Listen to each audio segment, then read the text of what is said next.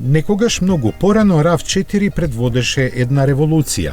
Сега по неговите стапки тргна и iGo, кој со додавката X, за која Toyota ни вели дека се чита Cross, создава една малку поинаква класа возила.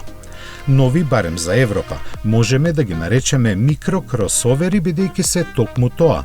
Со должината од 3,7 и широчината од 1,74 метри, iGo X е поголем од претходникот, што е јасна намера дека сака да го напушти од другите веќе отпишаниот А-сегмент.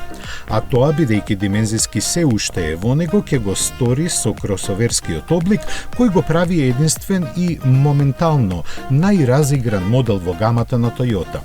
Карактерот на автомобилот јасно изразен со неговиот изглед, исто како и оригиналот од 2005 година.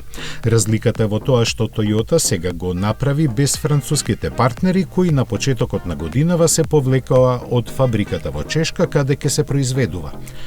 Дизајниране во Европа, со целосно запазување на вкусот и барањата на просечниот купувач кој живее во град или неговата поблиска околина.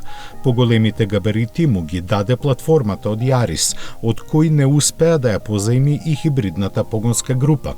За да остане во рамките на пристапноста, iGo X го задржа познатиот еднолитарски мотор, сега малку модернизиран. Доаѓа со 5-степен мануелен или CVT менувач и според спецификациите располага со 72 конски сили и просечно троши помалку од 5 литри гориво на 100 километри. Просторот во внатрешноста е за секоја пофалба, а опременоста очекувана. Купувачите ќе се радуваат на двобојната каросерија и на атрактивните посебни пакети кои ќе ги истакнат нивните афинитети. Со продажба ќе стартува идната година, а засега нема никакви најави за цените.